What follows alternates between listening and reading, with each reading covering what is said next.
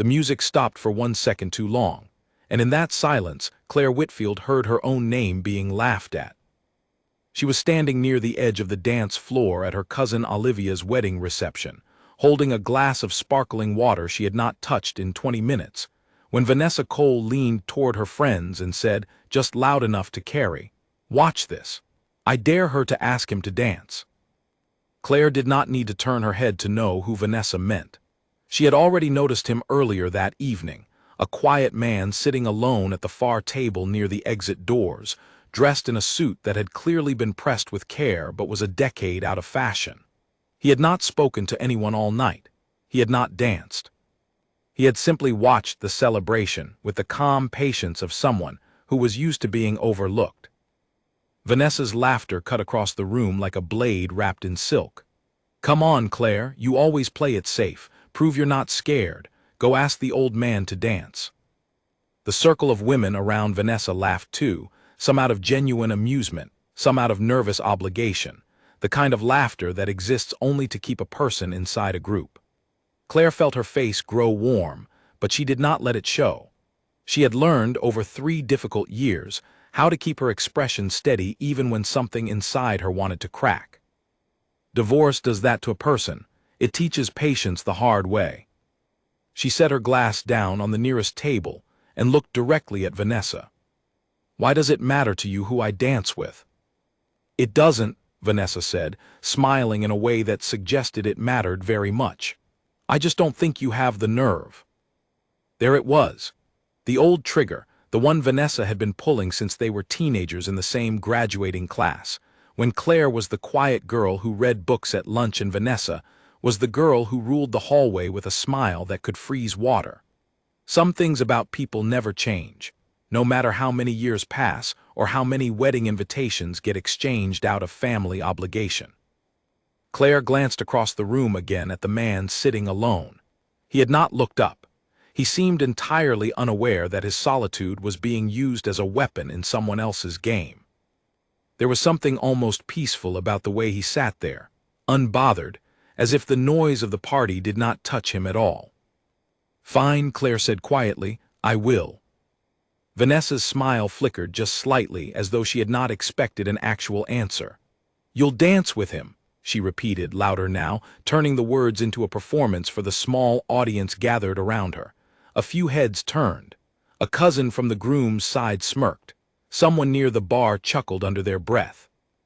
Claire did not answer again.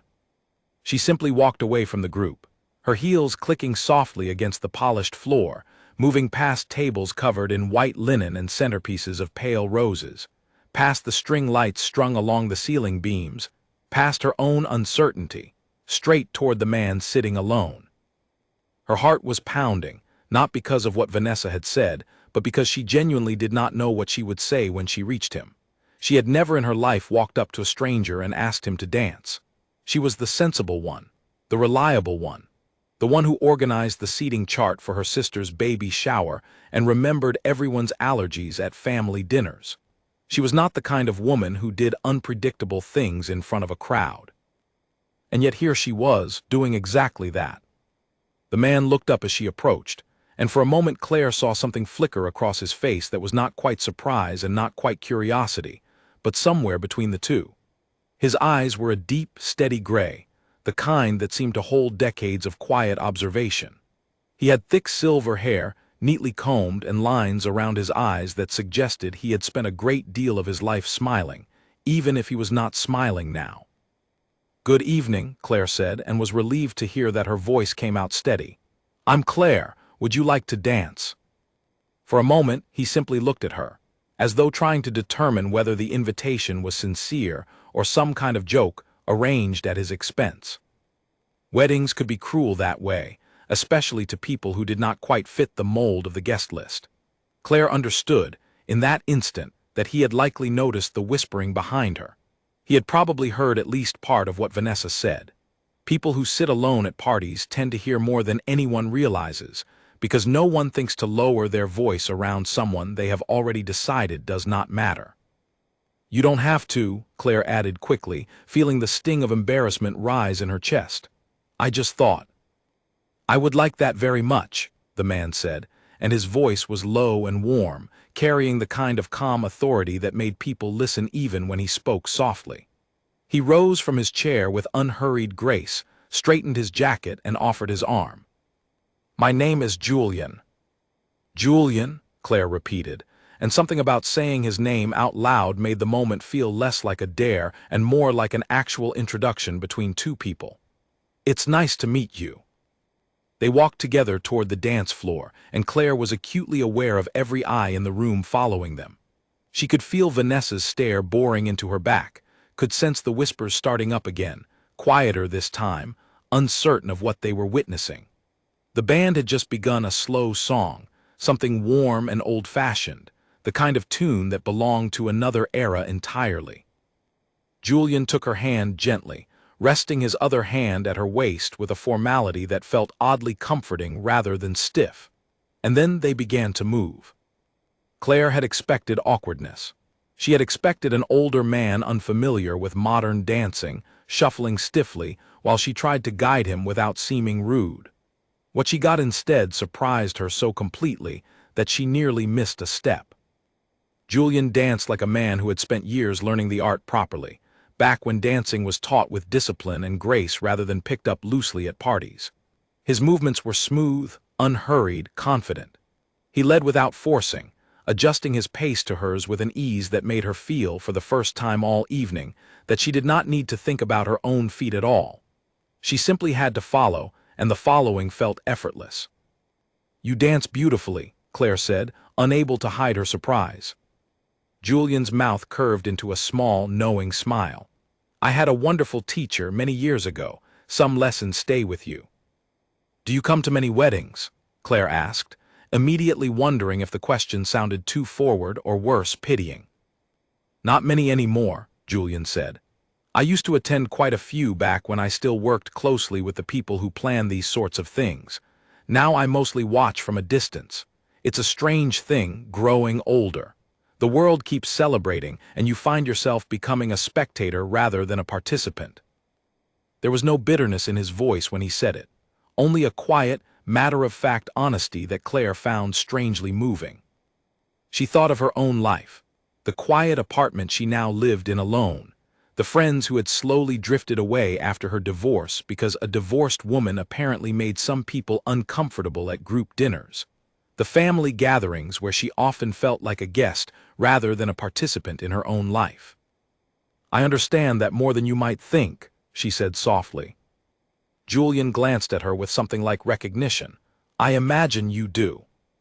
They danced in comfortable silence for a while, moving slowly across the floor as the string lights above them cast a soft, golden glow over everything. Claire noticed that the whispers around the room had begun to fade, replaced by something closer to quiet fascination. Other couples had started watching them, not out of mockery now, but out of genuine curiosity, the kind that forms when people sense they are witnessing something they do not fully understand. "Your friend seemed very interested in whether you would ask me to dance," Julian said eventually, his tone gentle, without a trace of resentment.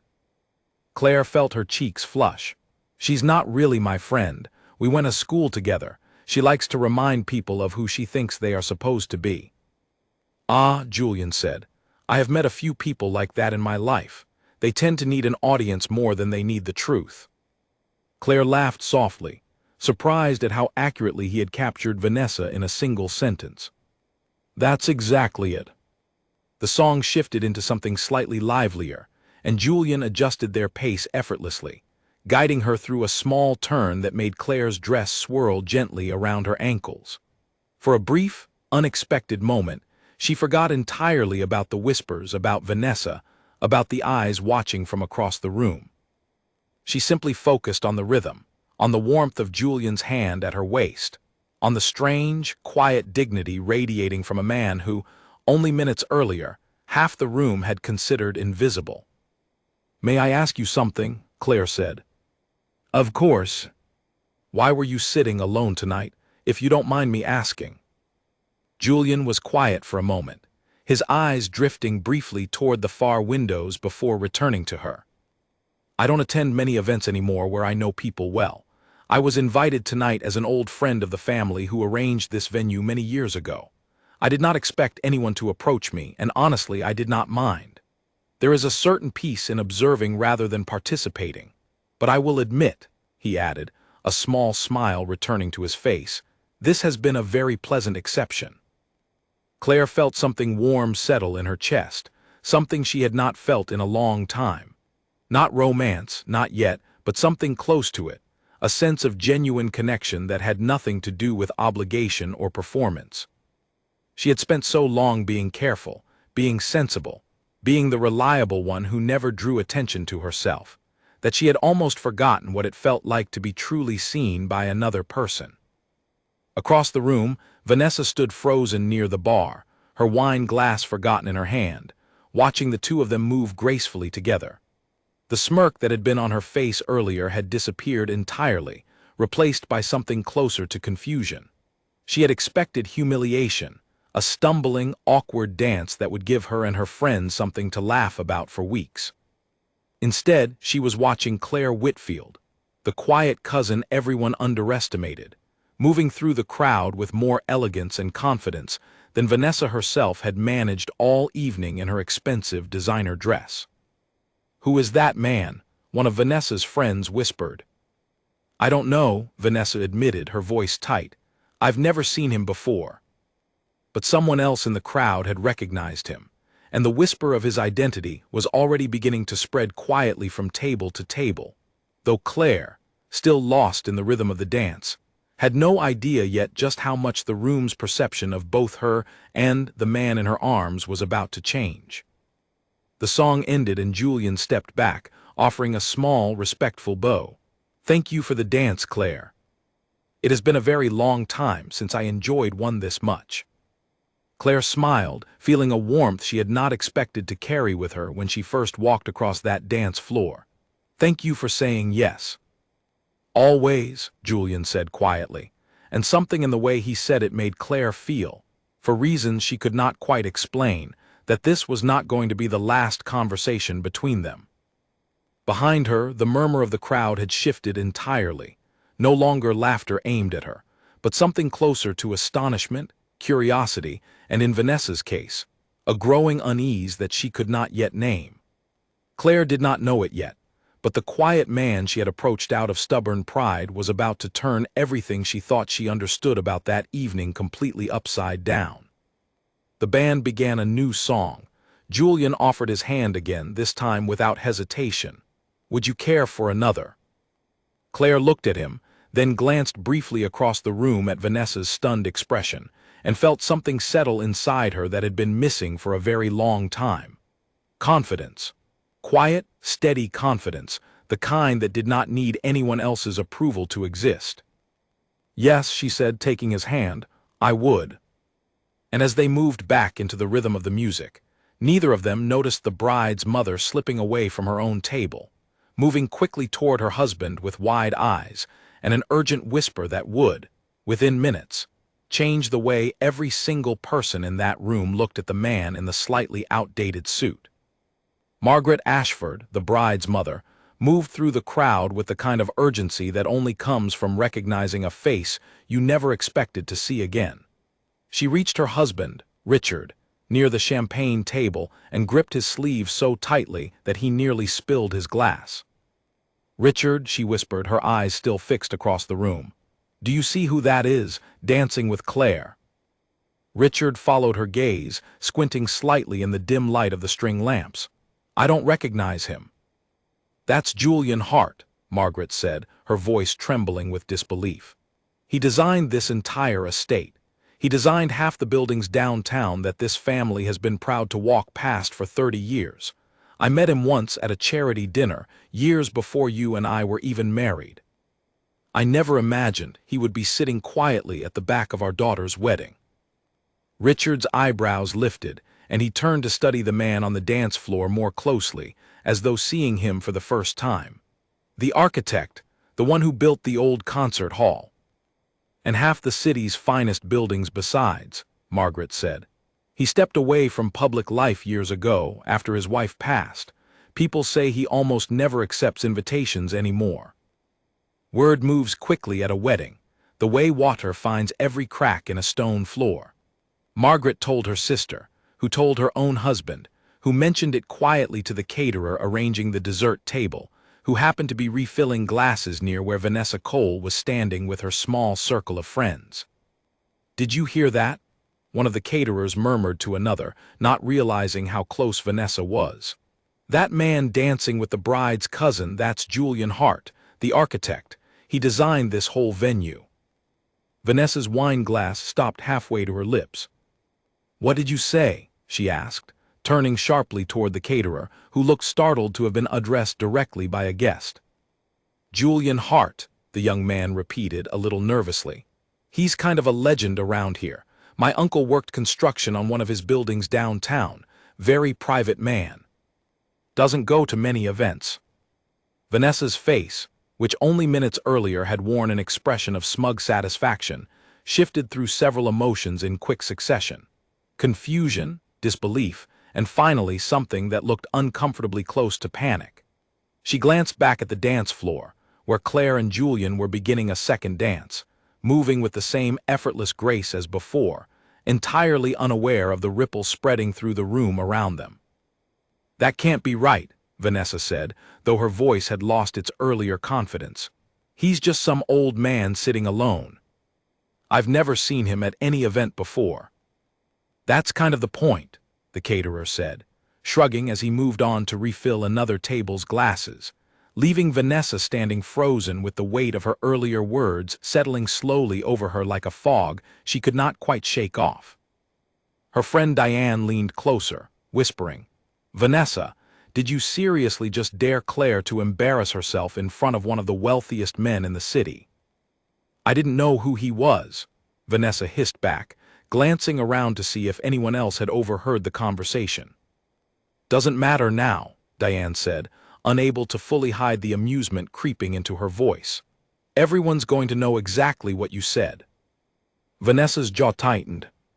She had spent years cultivating a reputation as the sharp, confident one in every room she entered, the woman who always seemed to know exactly who mattered and who did not.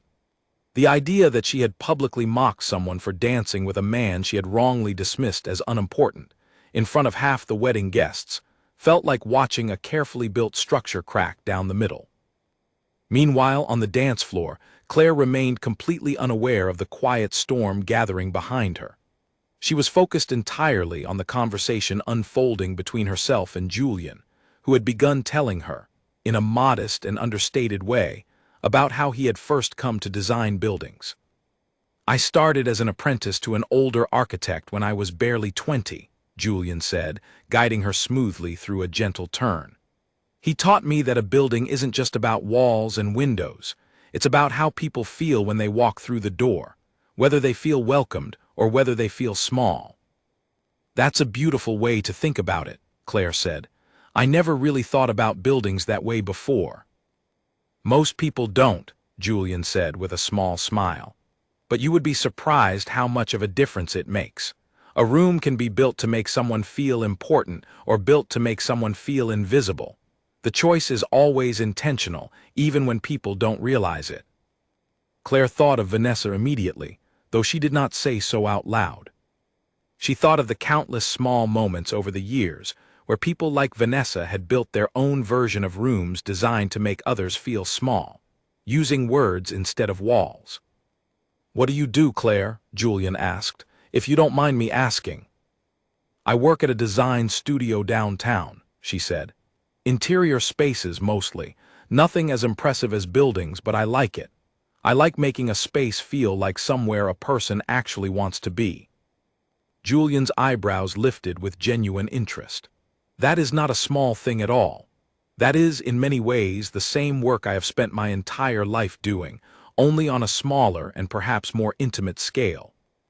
The inside of a space matters just as much as the outside, sometimes more." Claire felt a small flush of pride at his words, something she had not expected from a simple conversation on a dance floor.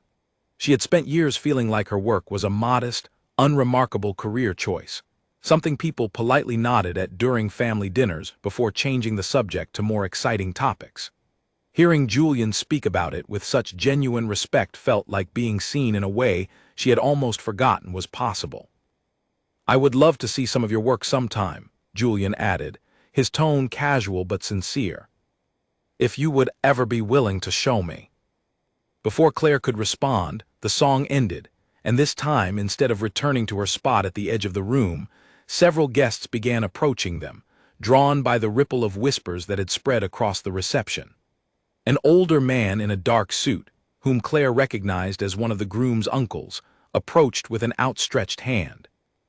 "Mr. Hart," the man said, his voice carrying a note of genuine awe. "I had no idea you would be joining us tonight. My company handled part of the renovation work on your downtown library project years ago. It is an honor to finally meet you in person." Julian shook his hand graciously, though Claire noticed a flicker of quiet discomfort cross his face, the expression of a man who preferred to remain unnoticed rather than be the center of sudden attention. "The honor is mine," Julian said simply. "That project was one I remain very proud of."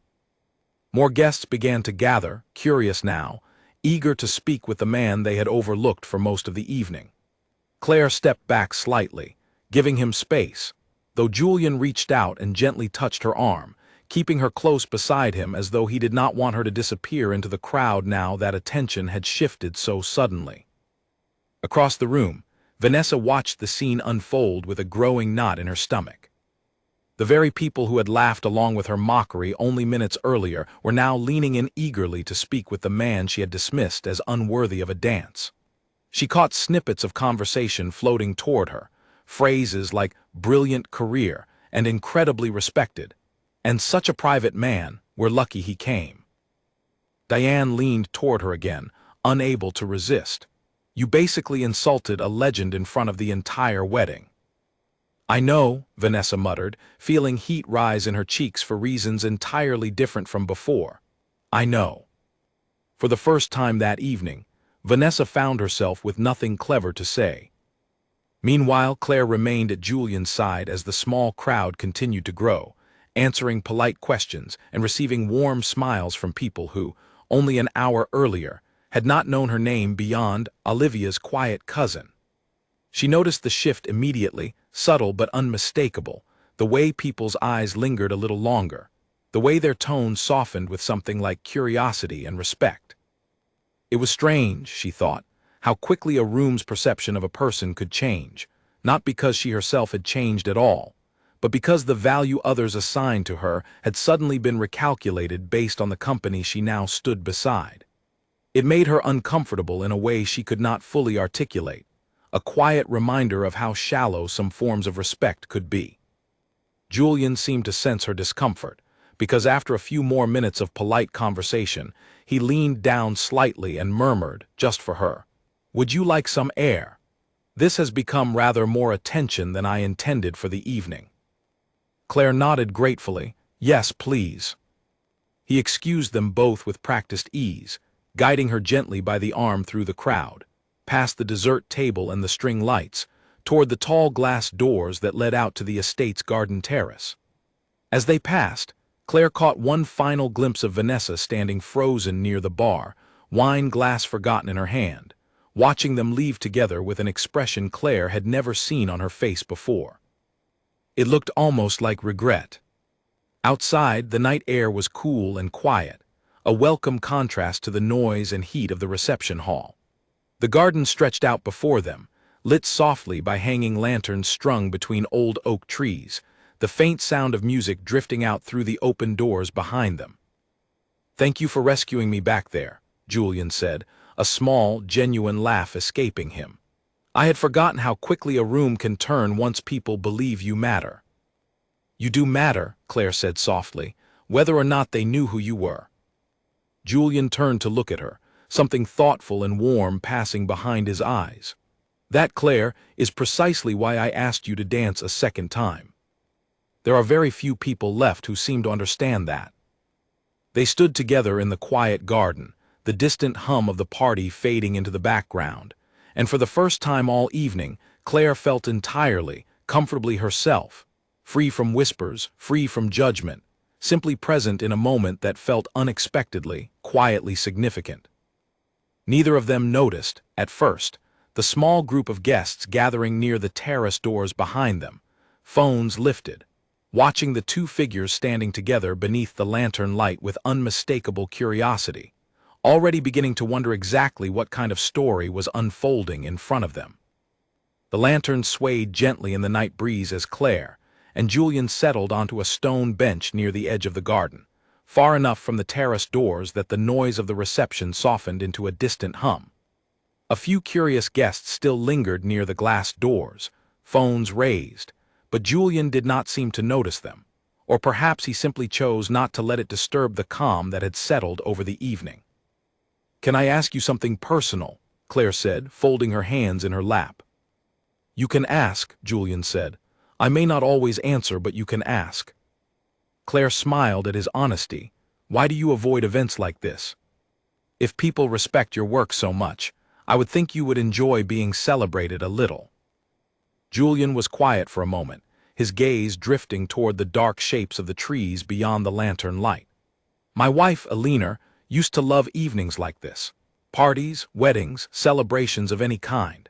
She had a gift for making strangers feel like old friends within minutes of meeting them. I was always the quiet one standing beside her, content to let her carry the conversation while I simply observed."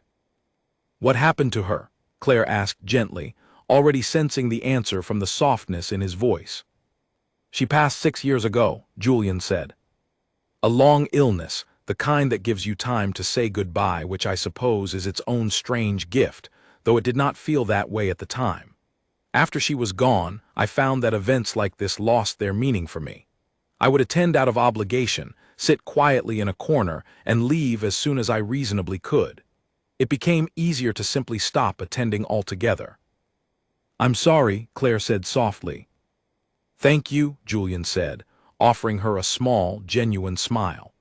"It has been 6 years, and I have made a kind of peace with it, though I will admit that tonight is the first evening in a very long time that I have actually enjoyed myself at a gathering like this."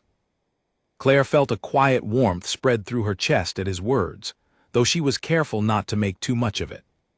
She understood loneliness herself, understood the particular ache of losing something that once defined the shape of your days. Her divorce had not been a death, not in the way Julian had experienced, but it had carried its own kind of grief, the slow unraveling of a life she had once assumed would look a certain way forever. "I know what it's like to lose the version of your life you expected to have," Claire said quietly. "Mine wasn't the same as yours, but I understand the feeling of suddenly not knowing where you belong in a room anymore." Julian studied her with quiet interest. "Would you like to tell me about it?" Claire hesitated, unused to being asked so directly, but something about the calm patience in Julian's expression made her feel safe enough to continue. "I was married for 6 years. My husband and I built a life together, or at least I thought we had. It ended 18 months ago, and since then I have felt like the extra chair at every family gathering, the one nobody quite knows what to do with anymore." "That sounds very lonely," Julian said. "It is," Claire admitted. "Tonight, actually, before Vanessa dared me to dance with you, I was seriously considering leaving early. I felt like I didn't belong here either." Julian's expression softened. "Then I suppose we found each other at exactly the right moment." Before Claire could respond, the terrace doors opened, and Olivia, the bride, stepped outside in her white gown, her eyes searching the garden until she spotted her cousin sitting with Julian near the lanterns. She approached carefully, an apologetic look already forming on her face. "Claire," Olivia said, "I am so sorry about what happened earlier. Someone told me what Vanessa said to you before the dance. I had no idea she would do something like that at my wedding." Claire waved a hand gently, though she appreciated the gesture. "It's all right, Olivia, truly. It turned into a lovely evening." Olivia glanced at Julian, her expression shifting into something more curious. "Mr. Hart, I want to thank you as well. I had heard rumors that you might attend tonight, since you designed the original estate house decades ago, but I never expected you would actually come, let alone stay this long." The invitation was very kind, Julian said. And I found the company tonight more than worth the trip. Olivia smiled warmly at Claire, a knowing look passing between the two cousins. Well, I am glad, truly. And for what it's worth, Vanessa has been rather quiet since she realized who you are. I think she's finally run out of things to say. After Olivia returned inside, Claire let out a small laugh, shaking her head. I never expected any of this when I walked over to ask you to dance. I just wanted to prove a point to someone who has been trying to make me feel small since we were teenagers. Sometimes, Julian said, the most important things in life begin with a small act of stubborn pride. I do not think you should regret it. They sat together for a while longer, talking easily about small things now, favorite books, favorite places, the strange comfort of quiet evenings after a lifetime of busy ones. Claire found herself laughing more freely than she had in months, the tension of the earlier confrontation slowly dissolving into something lighter, something that felt, for the first time in a long while, like genuine connection rather than obligation. Inside the reception hall, the atmosphere had shifted considerably. Word of Julian's identity had spread through nearly every table, and the mood among Vanessa's small circle of friends had grown noticeably tense. Diane had drifted away entirely, choosing to spend the rest of the evening dancing with other guests, leaving Vanessa standing largely alone near the bar. Nursing a glass of wine she no longer had much interest in finishing. She had built her entire evening around a plan to humiliate her quiet cousin in front of the room, and instead, she had ended up humiliating herself in a way that felt far more permanent. She could already picture the story spreading through her extended family circle in the days to come, the retelling growing sharper and more embarrassing with each version. Did you hear what Vanessa said to Claire, in front of Julian Hart of all people?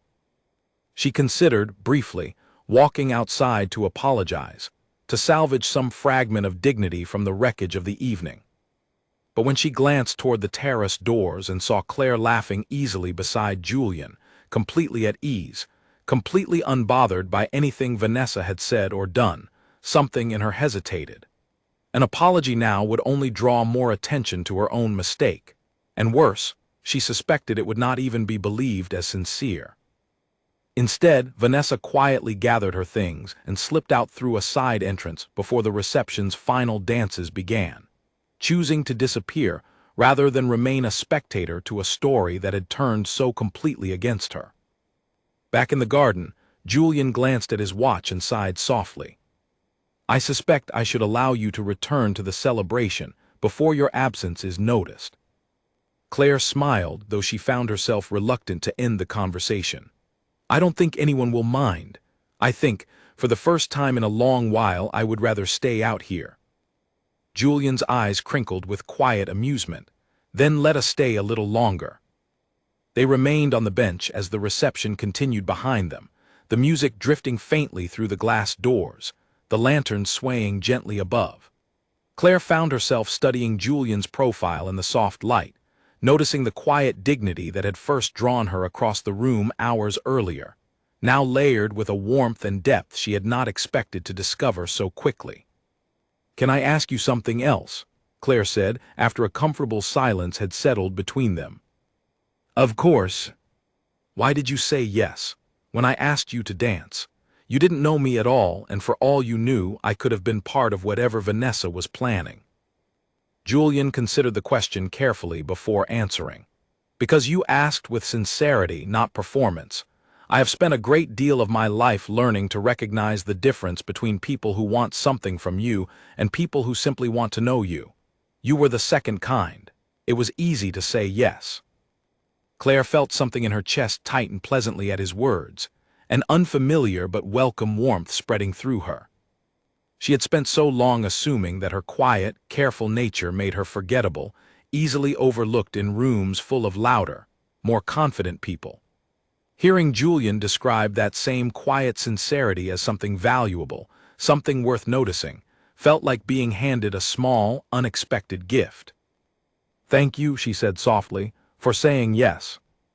Thank you for asking, Julian replied, and for a long moment neither of them said anything more, content simply to sit together beneath the lantern light, listening to the faint music drifting out from the reception hall, both of them feeling, in their own quiet way, that the evening had turned into something far more meaningful than either had expected when it began. Eventually, the final dances of the night began, and Olivia's father stepped out onto the terrace to announce that the last song of the evening was about to play. Julian rose from the bench and extended his hand toward Claire once more, his expression warm and unmistakably sincere. "One more dance before the night ends." Claire took his hand without hesitation. "Yes." As they walked back toward the glass doors, the golden light of the reception hall spilling out to meet them, Claire glanced back one final time at the quiet garden where the evening had so unexpectedly transformed, and felt, for the first time in a very long time, that she was walking toward something rather than simply away from something else. Inside, as they stepped back onto the dance floor for the final song of the night, the remaining guests turned to watch, no longer with mockery or curiosity, but with something closer to quiet admiration. Even Olivia, standing beside her new husband near the cake table, smiled warmly at the sight of her cousin dancing so easily, so happily, in the arms of a man who, only hours earlier, no one in the room had thought to notice at all. The final song faded into applause, and the reception began winding down around them. Waiters moved quietly between tables, clearing empty glasses, while a few remaining guests gathered near the doors to say their goodbyes to the newlyweds. Claire had almost forgotten, in the warmth of the evening, that her ex-husband Derek was also somewhere in the crowd, invited only because his sister had grown up close to Olivia, and the family had never quite worked out how to uninvite him after the divorce without causing a scene. She spotted him near the coat check, watching her with an expression she recognized instantly, the particular blend of surprise and discomfort he always wore whenever something did not fit the version of her he still carried in his head. Derek had never expected Claire to be the center of anyone's attention. During their marriage, he had often teased her, gently at first and then less gently as the years passed, about being too quiet, too cautious, too unwilling to take up space in a room. "You're always hiding in the corner somewhere," he used to say, not unkindly, but with the casual carelessness of someone who did not realize how deeply those words settled into a person over time. Now he stood near the coat check, watching her walk beside a man everyone in the room had spent the last hour whispering about, and Claire found she did not feel the need to look away from his gaze the way she once might have. "Claire," Derek said as she approached to retrieve her coat, his voice carrying a note of forced casualness, "you look like you've had quite the evening." "I have," Claire said simply, offering nothing further. Derek glanced past her shoulder toward Julian, who was speaking quietly with Olivia's father near the entrance. "Who is that?" "People have been talking about him all night." "Julian Hart," Claire said. "He's a friend." "A friend?" Derek repeated, something skeptical creeping into his tone, though Claire noticed, with a small flicker of satisfaction, that he seemed almost unsettled by the calm confidence with which she said it. During their marriage, she had rarely spoken to him with such quiet certainty about anything. She had spent years softening her opinions, shrinking her preferences, adjusting herself to fit more comfortably into whatever version of a wife Derek seemed to want at any given moment. It had taken the divorce, and 18 difficult months afterward, to slowly remember how to speak without that constant, careful edit running through her mind first. "It was good seeing you, Derek," Claire said, retrieving her coat from the attendant. "Take care." She walked away before he could respond, feeling an unfamiliar lightness in her chest. The particular relief of a conversation ended entirely on her own terms rather than his. Julian met her near the entrance, offering his arm once more. "Ready?" "Yes," Claire said, and meant it fully. As they walked together toward the estate's main doors, a hush fell gently over the remaining guests still lingering in the entrance hall. Conversations paused mid-sentence. Heads turned.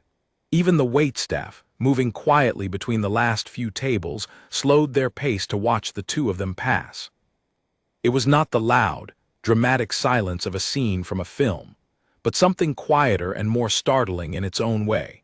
The collective realization among a room full of people that the story they thought they understood about that evening had turned into something else entirely. Vanessa, who had lingered near the entrance hoping to slip away unnoticed after her earlier retreat, found herself frozen near the coat check as Claire and Julian passed within a few feet of her. For a moment, their eyes met, and Claire saw something in Vanessa's expression that she had never seen there before: uncertainty, and beneath it, something that looked almost like genuine embarrassment. "Claire," Vanessa said quietly, her voice lacking its usual sharp edge, "I'm sorry. About earlier." Claire paused, studying her old classmate for a long moment. She thought about all the years of small, careless cruelties, the comments about her clothes in high school, the quiet exclusions from gatherings, the casual dismissiveness that had followed them both into adulthood without either of them ever fully addressing it. She thought about how easy it would be to say something sharp in return, something that would finally balance the scales after years of feeling smaller in Vanessa's presence.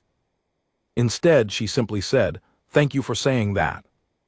It was not forgiveness, not entirely, but it was not cruelty either, and somehow that felt like exactly the right response.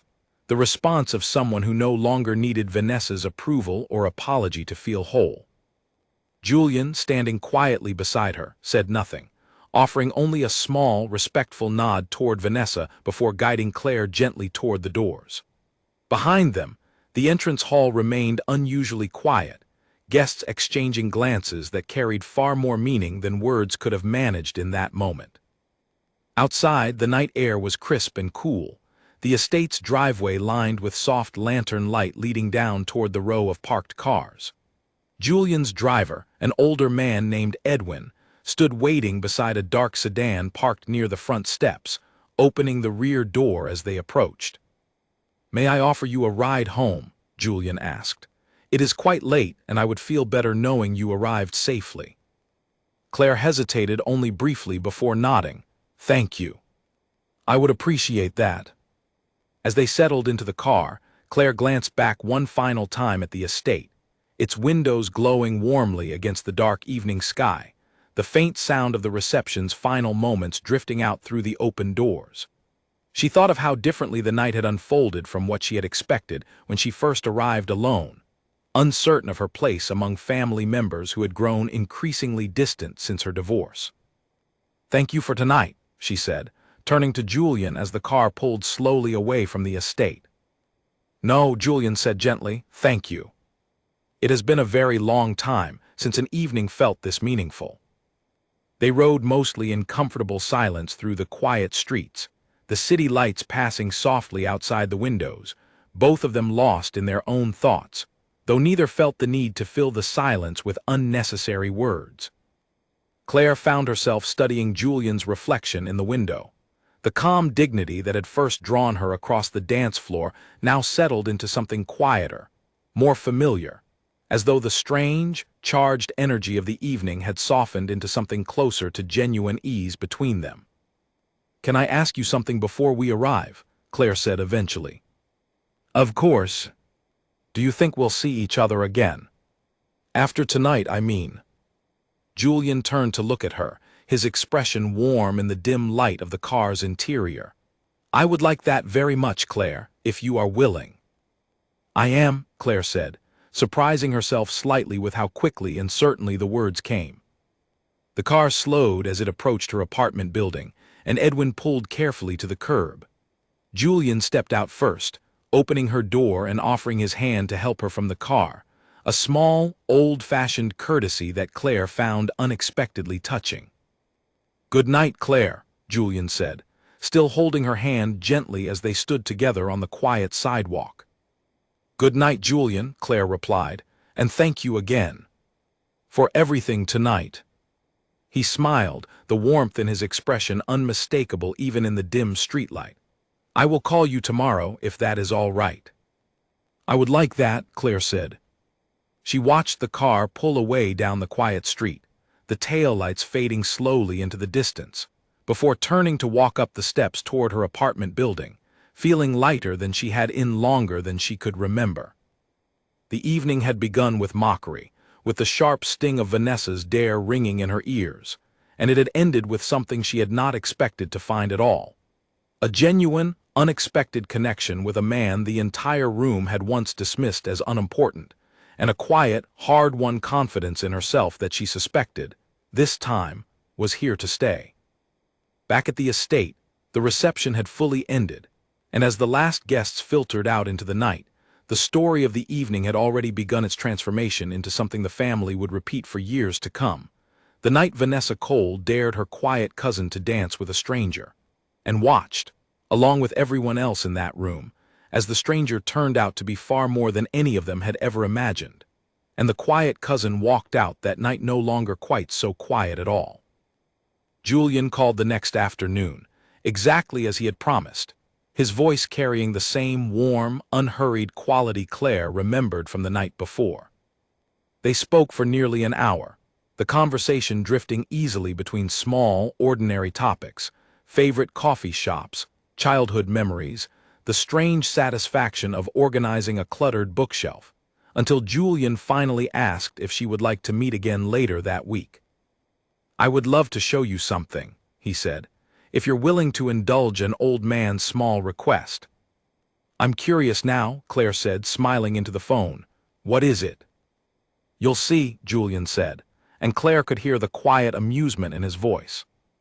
3 days later, Julian's car arrived outside Claire's apartment building precisely on time, and Edwin drove them across the city toward the downtown district, where tall glass buildings rose against a clear afternoon sky. They stopped in front of a building Claire recognized immediately, the public library she had visited countless times throughout her life, its elegant stone facade and soaring windows a familiar landmark she had simply always taken for granted.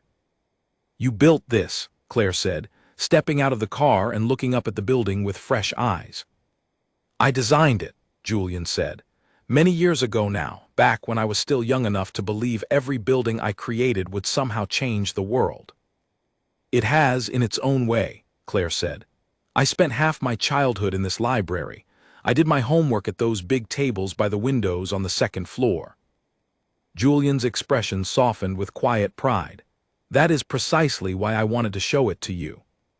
Buildings outlive the people who make them, but if you build them well, they continue giving something back to the people who use them, long after you've forgotten the exact reasons you made certain choices." They walked together through the library's quiet halls, Julian pointing out small details Claire had never noticed before, the careful placement of windows to catch natural light throughout the day, the deliberate height of the ceilings in the reading rooms designed to make visitors feel calm rather than small, the wide, welcoming staircase intended to invite people upward rather than intimidate them. "I never thought about how much thought goes into spaces like this," Claire admitted as they settled into a quiet corner near the reference section. "I always just assumed buildings were built for function, not feeling." "That is the mistake most people make," Julian said. "But feeling is function in its own way. A space that makes people feel comfortable, welcomed, inspired, that is doing exactly what it was built to do, even if no one consciously notices why." Claire thought of her own work at the design studio, the countless small decisions she made every day about color, light, and layout, choices she had always considered practical rather than meaningful. Hearing Julian describe his own work in such thoughtful terms made her reconsider her own career with a kind of quiet pride she had not expected. "Would you show me your studio sometime?" Julian asked. "I would very much like to see the spaces you've created." "I'd like that," Claire said.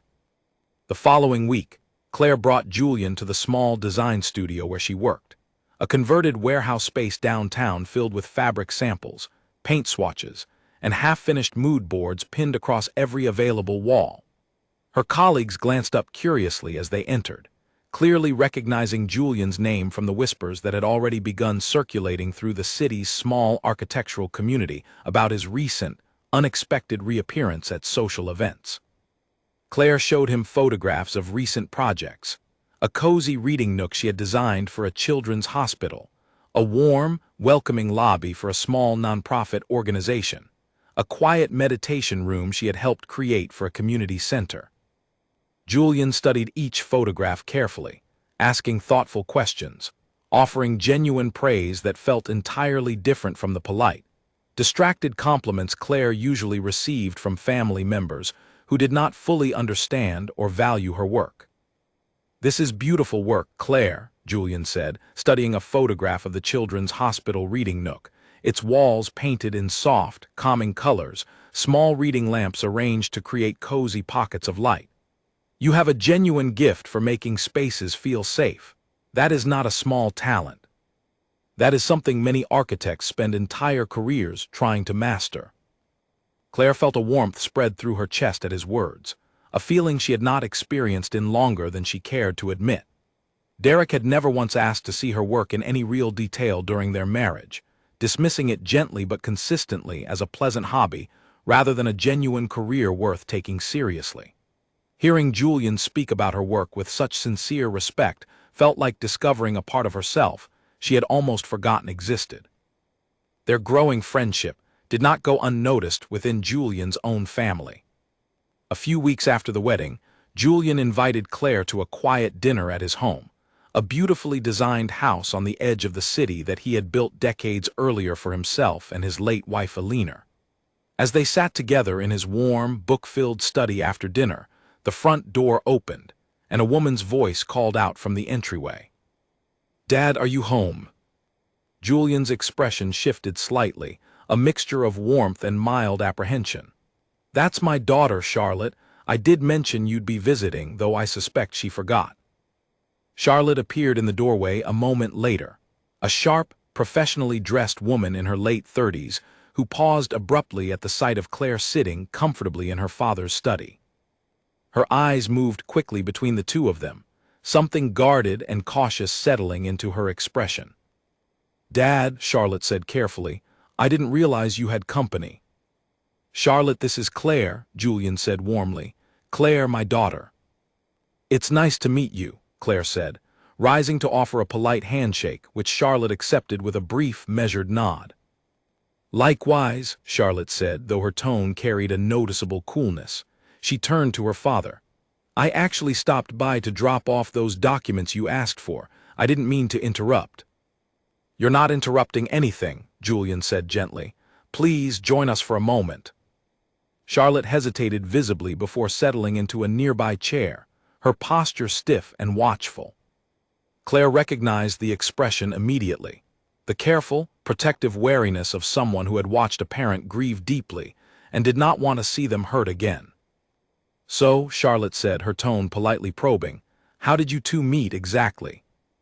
Julian answered before Claire could, recounting the story of the wedding with a warmth that softened even Charlotte's guarded expression slightly. "Claire asked me to dance, after a rather unkind dare from one of her cousins.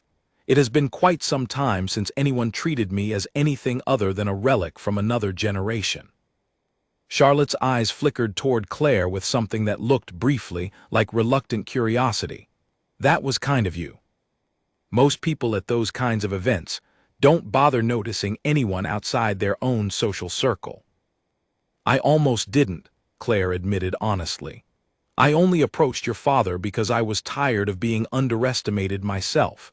It turned into something I never expected." Something in Claire's honesty seemed to ease a small part of Charlotte's guardedness. She studied Claire for a long moment, then glanced at her father, noting, perhaps for the first time in years, the easy warmth in his expression, the genuine lightness that had been largely absent since Alina's passing. "I haven't seen my father laugh this much in longer than I can remember," Charlotte said quietly, more to herself than to either of them. "I haven't had much reason to, until recently," Julian said simply. Charlotte remained for another hour, her initial wariness slowly softening into cautious warmth as the conversation continued, though Claire could sense the underlying protectiveness remained close beneath the surface, a natural instinct in a daughter who had watched her father navigate profound loss and did not want to see him hurt again. Before leaving, Charlotte pulled Claire aside briefly near the front door, her expression serious but not unkind. "I don't know you yet," she said quietly, "but I know my father and I haven't seen him this content in 6 years. I hope that means what I think it means." "I hope so too," Claire said honestly, Charlotte studied her a moment longer, then offered a small, genuine smile. "Take care of him. He deserves it." "I will," Claire said, meaning it fully. As the weeks passed, Claire and Julian's friendship continued to deepen, built not on grand romantic gestures but on quiet, consistent presence, long conversations over dinner, weekend walks through the city's older neighborhoods where Julian would point out buildings he had designed decades earlier, comfortable silences that no longer felt like emptiness, but like genuine companionship. Claire found herself, for the first time since her divorce, looking forward to each new day rather than simply enduring it. The quiet confidence she had discovered on that first dance floor, standing up to Vanessa's cruel dare, had not faded but grown steadily stronger, reinforced by Julian's genuine respect and the slow, careful rebuilding of her own sense of self-worth. She still thought sometimes about that night, the humiliation Vanessa had intended, and the unexpected grace that had emerged instead, and she found herself grateful, in a strange way, for the cruelty that had pushed her across that dance floor in the first place. Without it, she might never have discovered the quiet, steady friendship that had since become one of the most meaningful relationships of her adult life. News of Claire's growing friendship with Julian spread through the extended family with the particular speed that only family gossip can achieve, passed from one relative to another during phone calls and holiday dinners, each retelling adding small embellishments that drifted further from the truth with every version. By the time the story reached Claire's Aunt Patricia, a woman known throughout the family for her enthusiastic involvement in everyone else's business, it had transformed considerably from its original shape. "I heard she's already moved into his house," Patricia announced during a family lunch a month after the wedding, addressing the table at large as though delivering breaking news. 6 weeks, and already living together. It seems rather fast, don't you think? Claire's mother, Diane Whitfield, who was seated beside her, set down her fork with a patient sigh. "Patricia, Claire has not moved in with anyone. She and Julian have dinner together occasionally. That's the entire story." "That's not what Vanessa told me," Patricia said, undeterred. "She said Claire practically threw herself at that poor man the moment she found out how much money he has." Claire felt her jaw tighten, though she kept her expression carefully neutral. She had known, on some level, that Vanessa would not simply accept her earlier humiliation quietly. Vanessa had never been the type to let a bruised ego go unaddressed, and rewriting the narrative of that evening into something that painted Claire as calculating rather than genuine was, Claire realized, exactly the kind of quiet retaliation Vanessa would choose. "That's not what happened, Aunt Patricia," Claire said calmly. "I didn't know who Julian was when I asked him to dance. I asked him because Vanessa dared me to, hoping I would embarrass myself. It didn't work out the way she planned, and I think that's the actual source of her version of the story." Patricia's eyebrows lifted with obvious skepticism, though a few other relatives around the table exchanged knowing glances, clearly already aware of Vanessa's tendency toward exaggeration when her own reputation was at stake. "Well," Patricia said, somewhat deflated, "I suppose we'll see how it unfolds." The rumor, unfortunately, did not stay contained to that single lunch. Over the following weeks, Claire found herself fielding increasingly uncomfortable questions from relatives she barely spoke to throughout the rest of the year, each conversation carrying the same underlying implication that her relationship with Julian was somehow transactional rather than genuine. It stung in a way Claire had not fully anticipated, not because the accusations held any truth, but because they threatened to poison something that had become genuinely important to her. She mentioned the growing rumors to Julian one evening as they sat together in his garden, the same quiet space where they had first spoken honestly about grief and loneliness months earlier. "I'm sorry," Claire said. "I never expected any of this to become such a public conversation within my own family." Julian took her hand gently, his expression calm but sympathetic. "Claire, I have spent decades navigating people's assumptions about my wealth. It is an unfortunately common experience for anyone in my position. I learned long ago that the opinions of people who do not actually know you rarely deserve the weight we instinctively give them. I know that logically, Claire admitted. But it's harder when it's your own family repeating those assumptions. Would it help, Julian asked carefully, if I spoke with your family directly? I could clarify things myself if you think it might ease the situation. Claire considered the offer for a long moment before shaking her head. No, I appreciate it, but I think I need to handle this myself. If I let you fight my battles for me, I'll just end up feeling exactly the way I did at Olivia's wedding, like I need someone else to prove my worth for me. Julian smiled, clearly recognizing something familiar in her words. That is precisely the kind of quiet strength that drew me to you in the first place. Claire's opportunity to address the rumors directly arrived sooner than she expected, at a family gathering hosted by her mother for a cousin's birthday celebration. Vanessa arrived later in the evening, clearly unaware that Claire would also be present, and the two women found themselves standing near the kitchen island shortly after, an uncomfortable silence settling between them as the rest of the family mingled in the adjoining living room. Claire, Vanessa said stiffly, reaching for a glass of wine to avoid direct eye contact. Vanessa, Claire replied evenly, I heard some interesting stories about myself lately. I thought you might know something about where they came from. Vanessa's expression flickered with discomfort, though she attempted to maintain her usual composed exterior.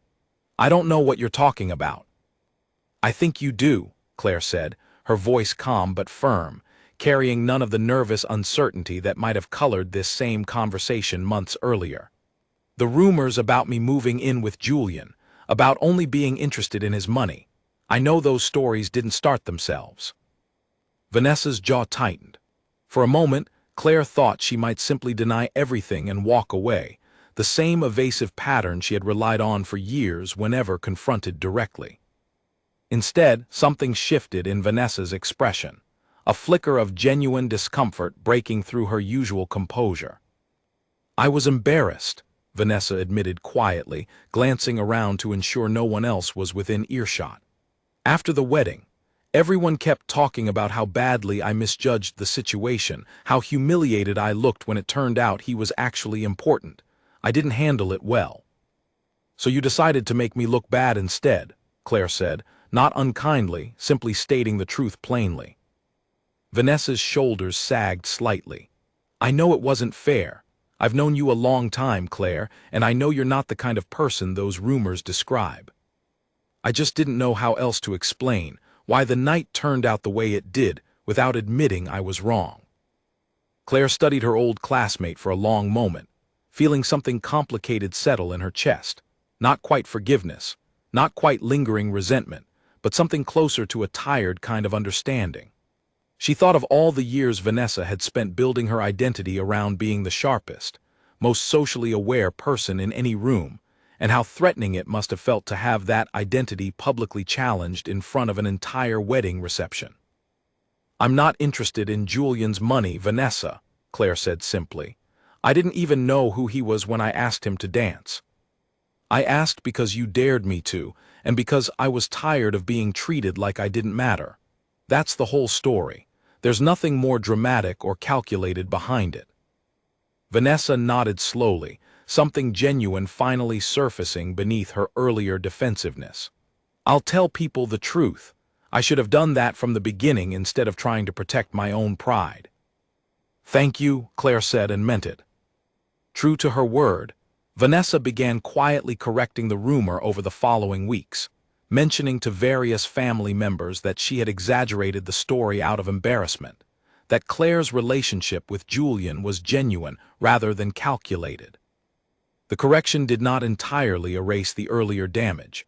Some relatives remained privately skeptical regardless of Vanessa's revised account, but the worst of the whispering gradually faded, replaced by a grudging acceptance that Claire had, against all odds, found something genuinely meaningful in the aftermath of a cruel and thoughtless dare.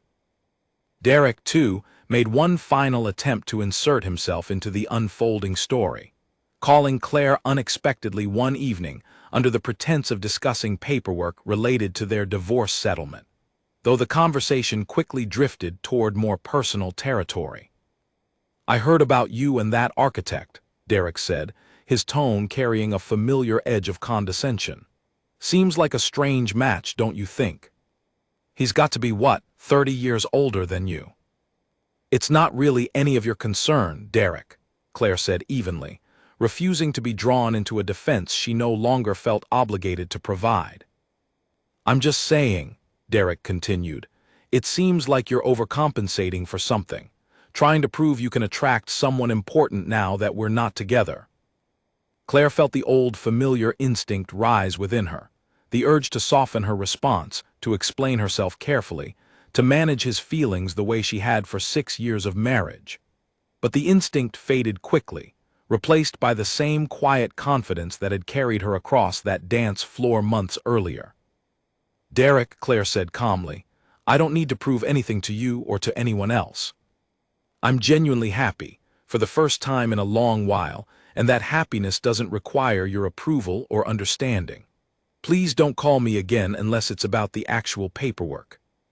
She ended the call without waiting for a response, feeling a familiar lightness settle over her, the particular relief of finally, fully releasing an old dynamic that had shaped far too much of her adult life. The rumors, the whispers, the careful management of other people's opinions, all of it had once defined the boundaries of who Claire believed herself to be. Now, standing in her own quiet apartment, phone resting silently on the counter beside her, she felt, for the first time in longer than she could remember, entirely and comfortably herself. Spring arrived slowly that year, the city's parks filling gradually with new green, and with it came an unexpected proposal from Julian that Claire had not seen coming.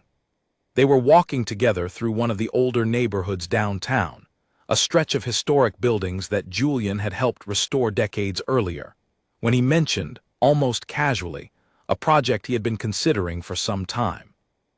"There's an old community center a few blocks from here," Julian said, gesturing toward a weathered brick building at the end of the street, its windows boarded and its once handsome facade faded with neglect.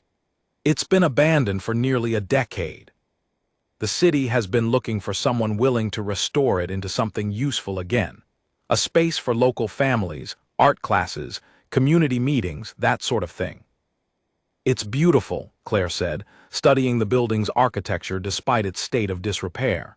"Even like this, you can tell it used to be something special." "I designed it originally," Julian admitted, "many years ago, back when this neighborhood was still finding its footing. I would like to see it restored properly, not simply renovated for function, but designed thoughtfully, the way we discussed months ago. Built to make people feel welcomed rather than merely accommodated." Claire nodded, understanding immediately the significance he placed on the distinction. "That sounds like a wonderful project." Julian turned to face her fully, his expression carrying a seriousness she had not quite seen from him before. "I would like you to lead the interior design, Claire. Not as a favor, and not simply because of our friendship, but because I have seen your work, and I believe you have exactly the kind of instinct this project needs." Claire stared at him, momentarily speechless. "Julian, that's an enormous project. Are you certain you want someone with my level of experience handling something like this?" "I am entirely certain," Julian said firmly. "I did not build my career by underestimating talent simply because it had not yet been given the right opportunity to prove itself. You have exactly what this project requires. The only question is whether you are willing to take it on." Claire felt a surge of excitement mixed with nervous uncertainty, the familiar tension between old, ingrained self-doubt and a newer, hard-won confidence that had been steadily growing since the night of Olivia's wedding. She thought of her quiet design studio work, the small, modest projects she had grown comfortable with over the years, and the significant leap this opportunity represented. "Yes," she said finally, her voice steady despite the flutter of nerves beneath it. "I would love to." Julian's face broke into a warm, genuine smile. "Wonderful. I already have a meeting arranged with the city planning office next week. I would like you to join me." Over the following months, Claire threw herself into the community center project with an energy and passion she had not felt toward her work in years. She spent long hours sketching design concepts, researching color psychology for public spaces, meeting with local families to understand what the neighborhood actually needed from the restored building rather than simply what she assumed they might want. Julian remained closely involved throughout the process, though he was careful never to overshadow Claire's growing authority over the project's design direction.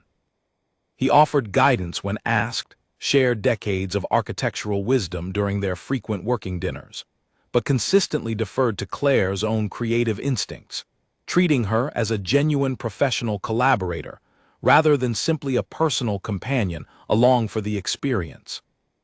"You have a remarkable eye for how people actually move through a space," Julian told her one evening, reviewing her latest sketches spread across his study table. "Most designers focus too heavily on how a room looks in photographs. You focus on how it feels to actually live inside it." "I learned that from watching you," Claire said. "You taught me to think about feeling as function, remember." Julian's expression softened with quiet pride. "I merely reminded you of instincts you already possessed."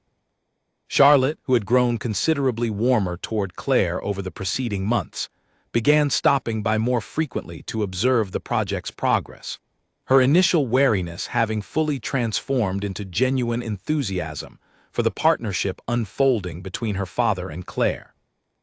"I have to admit," Charlotte said one afternoon, examining Claire's design board spread across the study, "when I first met you, I was fairly certain you were after something.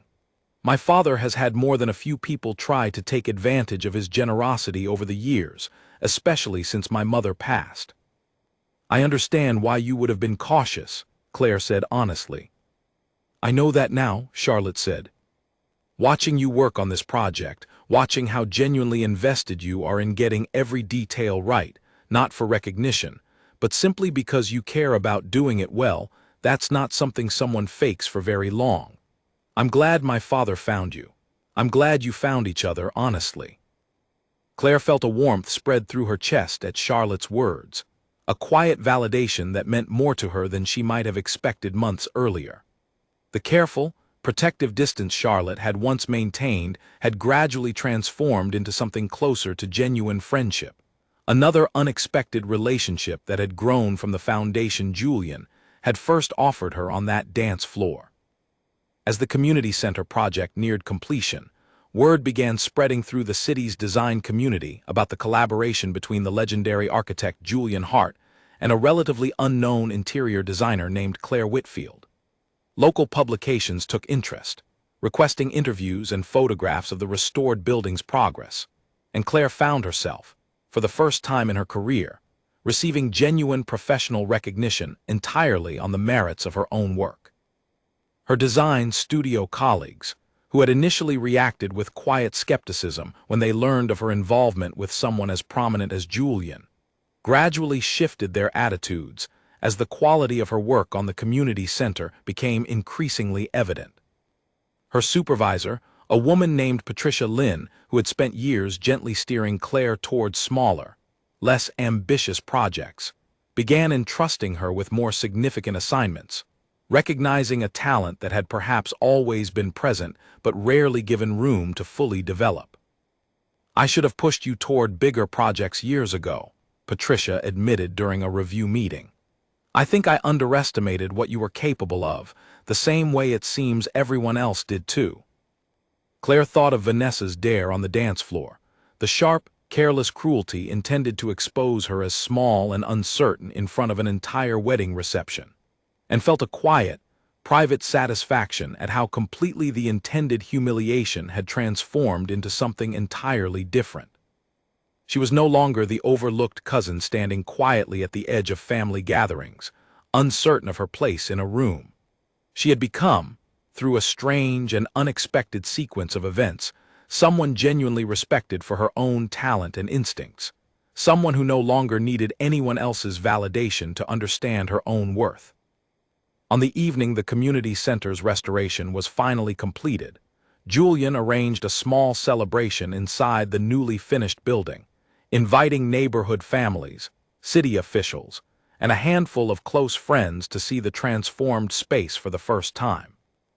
Claire stood near the entrance, watching children run excitedly through the bright, welcoming reading room she had designed, watching elderly neighborhood residents settle comfortably into the warm common area furnished with soft chairs and gentle lighting, watching the building fulfill exactly the purpose she and Julian had envisioned together months earlier. "You did this," Julian said quietly, coming to stand beside her as they watched the room fill with genuine warmth and life. "This entire space exists because of your instincts, your care, your understanding of what people actually need from a place like this." "We did this," Claire corrected gently, "together." Julian smiled, taking her hand in his. "Together," he agreed. As the celebration continued around them, filled with laughter and genuine community warmth, Claire felt a profound sense of completion settle over her. The culmination of a journey that had begun with a cruel dare on a dance floor and had grown, slowly and unexpectedly, into something far more meaningful than she could have imagined that evening. She thought of the quiet, uncertain woman who had walked across that dance floor months earlier, driven more by stubborn pride than genuine confidence, and recognized how far she had traveled since then, not because anyone had rescued her from her circumstances, but because she had finally been given the space and genuine respect to discover exactly who she had always been capable of becoming. A year had passed since the night of Olivia's wedding, and Claire found herself once again standing at the edge of a crowded reception hall, though everything about the evening felt entirely different from that first uncertain night. This time, the celebration belonged to Julian's grandson, a bright, cheerful young man named Thomas who had recently married his college sweetheart, and Claire had been invited not as a hesitant plus one, but as Julian's partner, warmly welcomed by every member of his extended family. She wore a deep green dress that Julian had admired the first time she tried it on, her hair swept back in a style that felt both elegant and entirely her own. And as she moved through the reception hall greeting familiar faces, she carried herself with a quiet, settled confidence that bore little resemblance to the uncertain woman who had once stood alone near the edge of a dance floor, dreading the moment someone might notice her solitude. Charlotte approached first, embracing her warmly. "You look wonderful. Dad's been talking about tonight all week." "Where is he?" Claire asked, scanning the crowded room. "Holding court near the bar, telling Thomas's college friends about buildings he designed before most of them were born," Charlotte said, with an affectionate laugh. "You know how he gets." Claire laughed too, making her way through the crowd toward the small group gathered around Julian, who spotted her approaching and immediately excused himself from the conversation, his face lighting with the same warm smile that had first drawn her attention across a different dance floor exactly 1 year earlier. "You look beautiful," Julian said, taking her hand and pressing a gentle kiss to it. "You look rather handsome yourself," Claire replied, smiling at the familiar gleam of quiet joy in his eyes. The evening unfolded easily, filled with warm conversation and genuine laughter among people who had, over the preceding year, become as much a part of Claire's life as her own family. She spoke with Thomas's new wife about wedding planning, exchanged easy jokes with Julian's old architectural colleagues, and found herself, for the first time at any large family gathering, entirely comfortable in her own presence, requiring no dare, no stubborn point to prove, simply enjoying the celebration for exactly what it was. Later in the evening, as the band began playing a slow, familiar melody, Julian extended his hand toward her with the same quiet formality he had offered exactly 1 year earlier. "Would you care to dance?" Claire smiled, taking his hand without hesitation. "Always."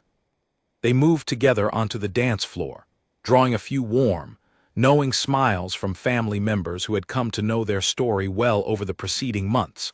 The story of a dare intended to humiliate that had instead uncovered something neither of them had expected to find.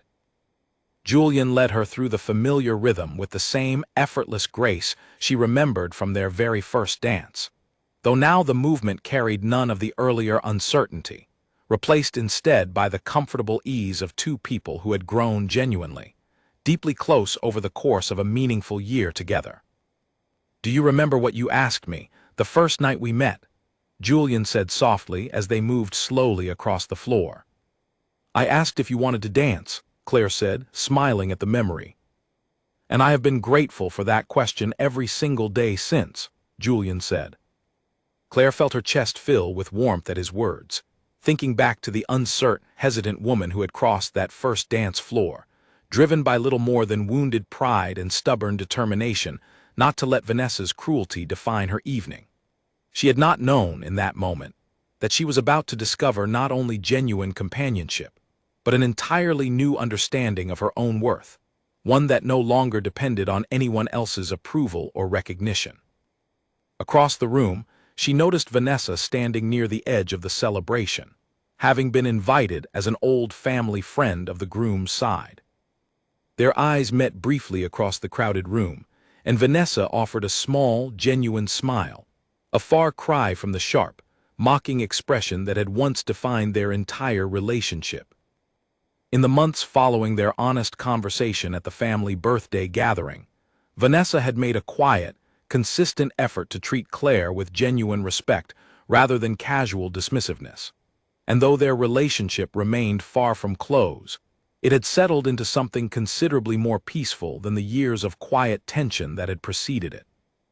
As the song came to its gentle conclusion, Julian guided Claire toward a quieter corner of the reception hall, away from the crowd, his expression carrying a seriousness she had rarely seen from him. "Claire," he said, taking both her hands in his, "I have spent this past year more content than I believed possible after losing Alina. You did not simply fill a void in my life. You reminded me what it feels like to genuinely look forward to each new day, to feel curious about the future rather than simply enduring the passage of time." "You gave me that same gift," Claire said softly. "I don't think either of us expected to find this, especially not on a night that began with such cruelty." "No," Julian agreed, "but I have come to believe that some of the most meaningful things in life arrive precisely when we least expect them, often disguised as something else entirely."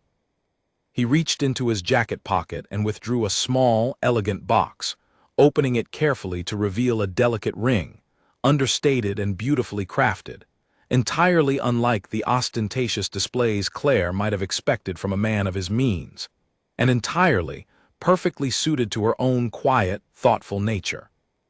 "I am not asking because I need anyone to complete my life, Claire," Julian said gently. "I have lived long enough to understand that no other person can do that for you. I am asking because I would like to walk through whatever years remain to me alongside someone who has taught me, once again, how meaningful it feels to genuinely share a life with another person. Would you do me the honor of marrying me?"